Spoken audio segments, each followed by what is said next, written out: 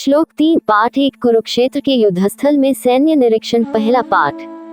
पश्यता पांडुपुत्रा नामाचार्य महति च मोम व्यूढ़ा द्रुपद पुत्रेण तव शिष्येन धीमता।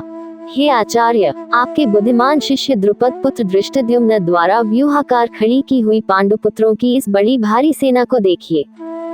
3 व्याख्या। इस श्लोक में दुर्योधन की चिंता और पांडवों की सेना के प्रति उसकी गंभीरता स्पष्ट होती है। वह अपने गुरु द्रोणाचार्य का ध्यान इस ओर आकर्षित करना चाहता है कि पांडवों की सेना को एक सक्षम और बुद्धिमान योद्धा द्वारा व्यवस्थित किया गया है। यहाँ द्रुपद पुत्र धृष्टद्युम्न का उल्लेख महत्वपूर्ण है, क्योंकि वह द्रोणाचार्य का शिष्य होने के बावजूद पांडवों की ओर से युद्ध में भाग ले रहा है।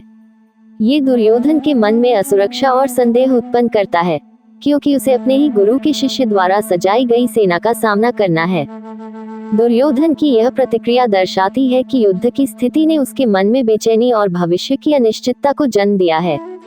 वह जानता है कि पांडवों की सेना में न केवल संख्या में बल है, बल्कि उसकी संरचना और नेतृत्व में भी सामर्थ्य है। इस प्रकार ये श्लोक महाभारत युद्ध के प्रारंभिक मनोवैज्ञानिक तनाव को दर्शाता है, जहां दुर्योधन की चिंता और सावधानी स्पष्ट रूप से उभरकर सामने आती है। श्लोक 4, 5, 6 पाठ 1 कुरुक्षेत्र के युद्धस्थल में सैन्य निरीक्षण। पहला पाठ। अत्र शूरा महेश्वासा भीमार्जुन समायुधि योयुधानो विराटश्च द्रुपदश्च महार्थः दृष्टकेतुश्चेकितानः काशीराजश्च वीर्यवान् पुरुजित कुन्तिभुजश्च शाब्यश्च नरपुर्वः युधामन्युश्च विक्रांत उत्तमौजाश्च वीर्यवान् सौभद्रो द्रौपदेयाश्च सर्वैव महार्थाः।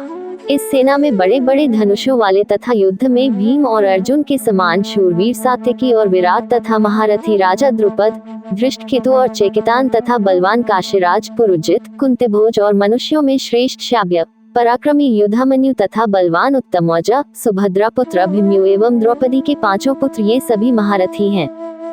4-6 व्याख्या। इस श्लोक में धृतराष्ट्र के पुत्र दुर्योधन अपनी सेना का वर्णन करते हुए गुरु द्रोणाचार्य को सूचित करता है। वह कहता है कि उनकी सेना में भी अनेक शक्तिशाली योद्धा मौजूद हैं, जो युद्ध में भीम और अर्जुन की तरह पराक्रमी हैं। दुर्योधन अपने आत्मविश्वास को दर्शाते हुए ये बताता है कि उनकी सेना भी उतनी ही सशक्त और तैयार है जितनी कि पांडवों की सेना। महेश्वासा, इसका अर्थ है महान धनुर्धारी।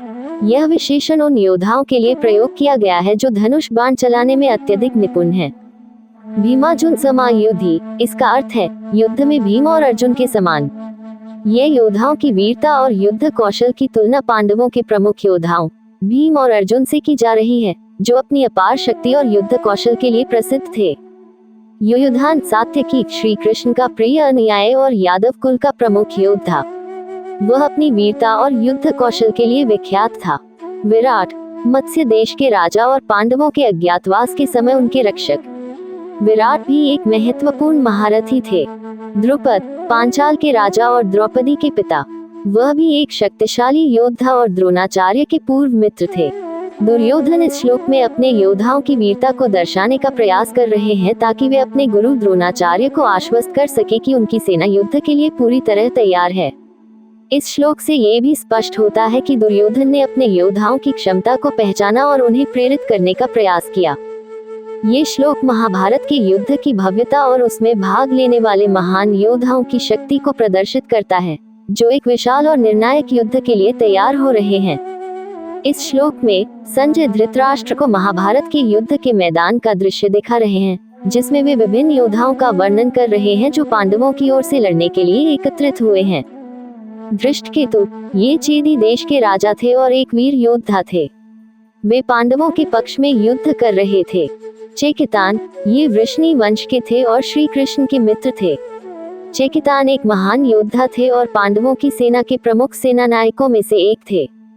काशीराज, काशी के राजा, जो अपने शौर्य और वीरता के लिए प्रसिद्ध थे, वे पांडवों के समर्थन में खड़े थे। पुरुजित और कुंतीभोज, ये दोनों पांडवों की माता कुंती के भाई थे, इसलिए वे पांडवों के मामा थे। उन्होंने अपने भांजों का समर्थन करने का निश्चय किया था। शाब्य, ये एक प्रतिष्ठित और आदरणीय राजा थे, जो अपनी नीतियों और धार्मिकता के लिए प्रसिद्ध थे। वे भी पांडवों की सेना में शामिल थे। इस श्लोक में वर्णित सभी योद्धा महान पराक्रमी और साहसी थे, और पांडवों के प्रति उनकी निष्ठा और समर्थन उन्हें धर्मयुद्ध में विशेष महत्व प्रदान करता है। ये योद्धा महाभारत के युद्ध में महत्वपूर्ण भूमिका निभाने वाले थे।